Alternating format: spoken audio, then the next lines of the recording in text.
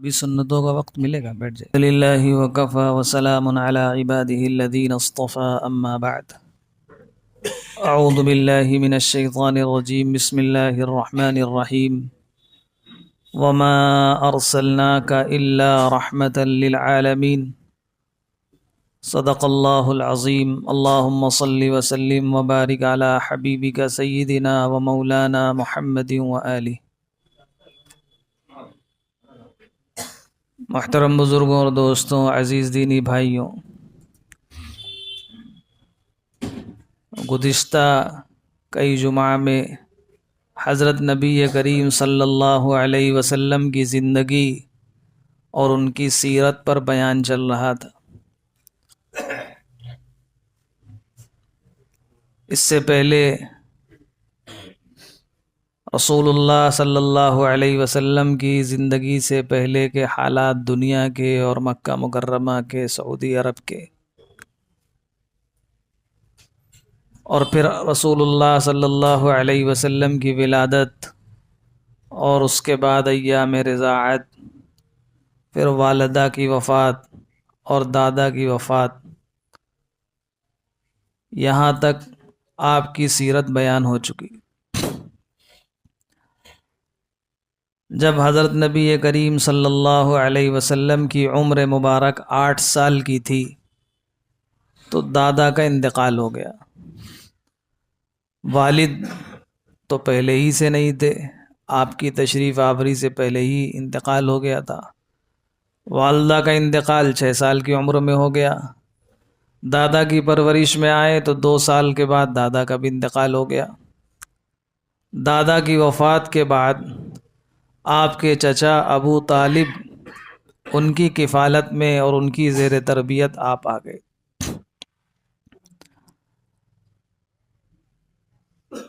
آپ نے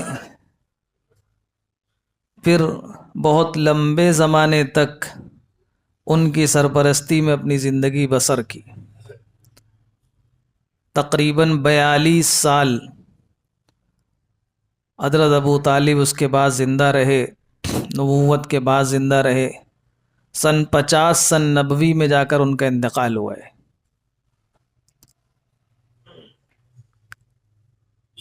بچپن میں ہی آپ کے کمالات اور آپ کی برکتیں، جیسے اس سے پہلے جب آپ دائی حلیمہ کے گھر میں تھے، وہاں آپ کی برکتوں کا ظہور خود انہوں نے محسوس کیا، دائی حلیمہ نے اور وہاں کے لوگوں نے. یہی حال ابو طالب کے گھر کا بھی تھا. بہت مالدار نہیں تھے وہ، اور خود ان کے اپنے بچے بھی تھے. گزر بسر بہت مشکل سے ہوتی تھی، لیکن آپ ہمیشہ محسوس کرتے تھے ابو طالب کہ جب دسترخوان پر، جب ساتھ میں رسول اللہ صلی اللہ علیہ وسلم بھی موجود ہوتے تھے تو سب لوگ خوب پیٹ بھر کر سیر ہو کر کھانا کھا لیتے تھے، اور جب کبھی کسی وجہ سے آپ موجود نہیں ہوتے تھے تو کھانا کم پڑ جایا کرتا تھا. یعنی یہ برکتیں نظر آتی تھی. اور خود آپ کے کھانے کا جو انداز تھا، عام طور سے بچوں میں چینا جھپٹی ہوتی ہے یا اور کوئی بات، لیکن آپ کے اندر یہ عادت بچپن سے ہی نہیں تھی.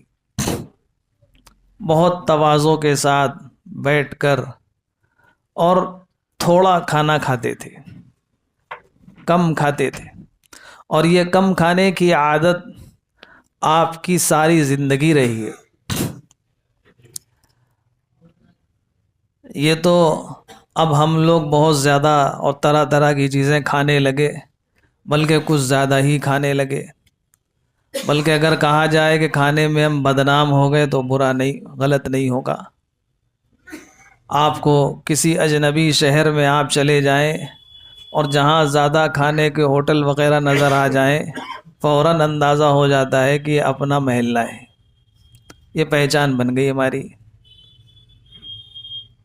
رسول اللہ صلی اللہ علیہ وسلم اتنا نہیں کھاتے تھے جتنا ہم لوگ کھانے لگے ہیں. کنٹرول کرنا چاہیے. بہرحال اور بہت سی بیماریوں کا تعلق انہی سے، زیادہ کھانے اور الٹا سیدھا کھانے سے۔ اگر انسان اپنے کھانے کے نظام کو صحیح کر لے، درست کر لے، تو پھر بہت سی بیماریاں خود بخود ختم ہو جائیں گی۔ بہرحال آپ صلی اللہ علیہ وسلم کھانے میں کوئی نقص اور عیب نہیں نکالتے تھے، جو ہوتا تھا کھاتے تھے اور کم کھاتے تھے، اور یہ ہمیشہ آپ کا معمول رہا۔ آپ نے امت کو خود اس کی تعلیم دی کہ بیٹھ کر کھانا کھاؤ، تواضع کے ساتھ کھاؤ، سیدھے ہاتھ سے کھاؤ، کھانے کے آداب سکھائے، اور آپ کا معمول تھا کہ کھانے کے بعد اور کھانے سے پہلے دعاؤں کا اہتمام کرتے تھے، اللہ کا نام لے کر کھاتے تھے، کھانے کے بعد اللہ کا شکر ادا کرتے تھے۔ بہت سی دعائیں حدیث پاک میں مروی ہیں، ان دعاؤں کو یاد کر کر ہم سب کو بھی پڑھنا چاہیے۔ بچپن سے آپ کو اس کا احساس تھا، دیکھتے تھے گھر کے حالات بہت اچھے نہیں ہیں، تو یہ احساس تھا کہ ہم کسی پر بوجھ بن کر نہ رہیں۔ تو اس زمانے میں عام طور سے رواج تھا کہ لوگوں کے پاس بکریاں ہوتی تھیں، اور لوگ بکریاں چرانے کے لیے دیا کرتے تھے، تو جو لوگ اس کا کام کرتے تھے لے جاتے تھے۔ آپ نے اس بچپن کی حالت میں، یعنی 9 سال اور 10 سال کی عمر میں، اہل مکہ کی بکریاں لے کر ان کو پہاڑوں میں چرایا ہے۔ اجیاد کا علاقہ ہے، جو لوگ گئے ہوں گے سب جانتے ہیں، مشہور علاقہ ہے۔ آپ ایک موقع پر وہاں نبوت کے بعد تشریف لے گئے، تو آپ نے فرمایا یہ وہ جگہ ہے جہاں میں مکہ کے لوگوں کی بکریاں چرایا کرتا تھا۔ ایک موقع پر آپ کسی پہاڑی پر تھے، تو صحابہ بیریاں توڑ کے، درخت تھے، بیریاں لگی ہوئی تھیں، اس میں توڑ کے کھانے لگے۔ آپ نے فرمایا جو ذرا زیادہ سرخ ہو چکی ہوں، یعنی سیاہی مائل، ان کو توڑ کر کھاؤ۔ صحابہ نے پوچھا کہ آپ کو کیسے معلوم؟ کہا وہ زیادہ میٹھی ہوتی ہیں۔ فرمایا جب میں بکریاں چرانے آیا کرتا تھا، اس وقت سے مجھے ان کا مزہ معلوم ہے۔ یعنی آپ نے بچپن میں یہ کام کیا، کس لیے؟ کہ ہم چچا کے اوپر بوجھ نہ بنے، اپنا خرچ اور جو آپ کو ملتا، چند قرارید حدیث میں کہ چند قیرات کے بدلے، یعنی چند پیسوں کے بدلے میں مکہ کے لوگوں کی بکریاں چرائے گا، اور وہ پیسے آ کر چچا کو حوالے کر دیتے تھے، تاکہ کچھ ان کا ہاتھ بٹایا جا سکے۔ اس میں ہم سب کے لیے سبق ہے کہ ایک تو خود ہم کسی پر بوجھ بن کر زندگی نہ گزاریں۔ آج تو جو تعلیمی نظام ہے، سسٹم ہے، وہ 25-30 سال بچے پڑھتے رہتے ہیں، اور ماں باپ ان کا خرچ برداشت کرتے ہیں۔ کوشش یہ ہونا چاہیے کہ ہم جتنی جلد ہو سکے ہم خود اپنی ضرورتیں اپنی محنت کی کمائی سے پوری کرنے لگیں، اور والدین کو بھی اپنی اولاد کا ایسا مزاج بنانا چاہیے۔ کسی کے اوپر بوجھ بن کر، کسی کا احسان مند ہو کر زندگی گزارنا یہ کوئی اچھی بات نہیں ہے کہ انسان کسی کے بوجھ تلے زندگی گزارے۔ اسی لیے رسول اللہ صلی اللہ علیہ وسلم نے ایک موقع پر فرمایا کہ سب سے پاکیزہ مال، سب سے اچھا مال جو انسان کھاتا ہے، وہ اس کے اپنے ہاتھ کی کمائی ہے۔ اپنے ہاتھ سے جو کما رہا ہے، کھا رہا ہے، سب سے پاکیزہ ہے۔ اور پھر آپ نے فرمایا اللہ کے نبی داؤد علیہ السلام بھی اپنے ہاتھ سے کھاتے تھے، اپنے ہاتھ کی محنت کی روزی۔ حالانکہ آپ بادشاہ تھے داؤد علیہ السلام، قرآن میں ذکر ہے، لیکن اللہ تعالیٰ نے ان کو ایک ہنر دے دیا تھا، لوہے سے زرہ بناتے تھے، یعنی آپ یہ کہہ لیجئے لوہار تھے، زرہ بنا کر بھیجا کرتے تھے۔ تو بادشاہ اور نبی ہونے کے باوجود اپنے ہاتھ کی کمائی سے اپنی ضرورت پوری کرتے تھے۔ اس عمر میں، یعنی 9-10 سال کی عمر میں یہ شعور پیدا ہو گیا تھا کہ ہمیں بوجھ نہیں بننا ہے، اپنی ضرورتیں خود اپنے آپ سے پوری کرنی ہے۔ آج 9-10 سال کے، کیا اس سے بڑی عمر کے بچوں کو پتہ ہی نہیں ہوتا۔ پھر جب آپ کی عمر مبارک 12 سال کی ہوئی اور آپ کو پتہ چلا کہ چچا ابو طالب تجارت کے سفر میں جا رہے ہیں، یہ بکریاں چرانے میں ایک بات اور مفسرین نے، محدثین نے نقل کی ہے، دیکھیے رسول اللہ صلی اللہ علیہ وسلم سے بڑھ کر دنیا میں کوئی عزت والا نہیں، نہ آیا ہے نہ آئے گا۔ آپ سب سے بڑے تھے، ہر اعتبار سے بڑے تھے، اور آپ نے کام کیا کیا؟ مکہ کے لوگوں کی بکریاں چرائیں۔ یعنی کوئی بھی کام اگر وہ حلال روزی کا ذریعہ اور سبب ہو، اس کو گھٹیا نہیں سمجھنا چاہیے۔ بہت سے لوگوں کو دیکھا، بعض لوگ آتے ہیں اور حالات بتاتے ہیں، مثلا یہ دعا کے لیے کہتے ہیں، تو وہ بہت سے کام نہیں کرتے ہیں۔ کیوں؟ ان کا اپنا ایک اسٹیٹس ہوتا ہے کہ ہم اس حیثیت کے ساتھ یہ کام کیسے کر سکتے، حالانکہ حلال آمدنی کے بہت سے ذرائع ہیں، لیکن انہوں نے سوچ رکھا ہے کہ ہم کریں گے تو بس اس لیول کا کام کریں گے، یہ ہوگا تو کریں گے، نہیں ہوگا تو نہیں کریں گے، اور دوسروں کے محتاج بن کر زندگی گزارتے رہتے ہیں۔ یہ غلط طریقہ ہے۔ جو بھی حلال کام، محنت کا، حلال روزی کا، وہ جائز ہو، انسان کو خوش دلی کے ساتھ اللہ تعالیٰ جس لائن سے جس کو روزی عطا فرما دے۔ یہ ضروری نہیں ہے کہ آپ کی جب بہت اچھی کوئی کمائی ہوگی اور آمدنی کا ذریعہ کوئی بہت اچھا قسم کا ہوگا تبھی ہم کریں گے۔ اپنی حلال روزی کے ذرائع بنانا چاہیے، اس کو اختیار کرنا چاہیے، چاہے جو ہو بس جائز ہونا چاہیے، ناجائز نہ ہو۔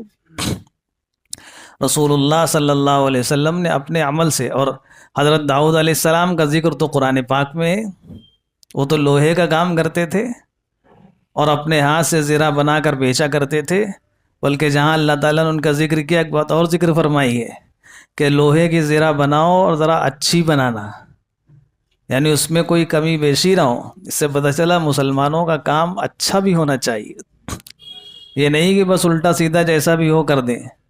بہرحال جب آپ کی عمر مبارک 12 سال کی ہوئی تو آپ کو پتہ چلا کہ چچا ابو طالب ایک بزنس کے سفر میں، تجارت کے سفر میں ملک شام جا رہے ہیں۔ جایا کرتے تھے لوگ اس زمانے میں مکے کے، اس سے پہلے تفصیل سے یہ بات عرض بھی کی۔ آپ نے چچا ابو طالب سے کہا کہ ہم بھی چلیں گے۔ انہوں نے سوچا چھوٹا بچہ ہے کہاں لے جائے، لیکن آپ نے اصرار کیا، بہرحال ان کو بھی ساتھ میں لے گئے۔ یعنی 12 سال کی عمر میں آپ کو یہ شعور پیدا ہو گیا تھا کہ اب تجارت اگر سیکھنی ہے، بزنس سیکھنا ہے تو سفر کرنا پڑے گا۔ تو آپ اس سفر کے، تجارت کو سیکھنے کی غرض سے چچا کے ساتھ سفر کر کے، حالانکہ اس زمانے کا سفر کوئی آرام دہ سفر نہیں تھا، اور خاص طور سے وہ ریتیلا علاقہ، اونٹوں سے اور گھوڑوں کے ذریعے سفر ہوتا تھا، کتنی تکلیفیں ہوتی تھیں۔ اس زمانے میں آپ نے 12 سال کی عمر میں سفر کیا، لیکن وہاں اللہ تعالیٰ کو ایک چیز اور دکھانی تھی۔ راستے میں، یعنی ملک شام بس جب پہنچے، اس کی حدود کے اندر داخل ہوئے، تو ایک راہب رہتا تھا، یعنی ایک گرجا گھر بنا ہوا تھا، کلیسا، اور جب بھی یہ مکہ کے قافلے جاتے تھے تو وہیں کلیسا کے پاس خیمہ لگاتے تھے، رکتے تھے، پھر آگے بڑھتے تھے۔ لیکن اس مرتبہ جب خیمہ لگا تو اس نے دروازہ کھولا، سیرت کی کتابوں میں اس کا نام لکھا ہے بحیرہ راہب، اور وہ باہر آیا، قافلے والوں سے ملا، اور اس نے حضور صلی اللہ علیہ وسلم کو، جو اس وقت تک ابھی نبی نبوت کا اعلان نہیں ہوا تھا، دیکھا اور پوچھا کہ یہ بچہ کون ہے؟ بتایا کہ فلاں ہے۔ کہا ان کے ولی اور ذمہ دار کون ہے؟ یہ نہیں پوچھا کہ ان کے باپ کون ہے، کہا ولی کون ہے؟ تو حضرت ابو طالب آئے، کہا کہ میرا بیٹا ہے، کہا کہ نہیں آپ کا بیٹا نہیں ہو سکتا، ان کے اصل باپ کون ہے؟ کہا کہ میرے بھائی تھے، ان کا انتقال ہو گیا۔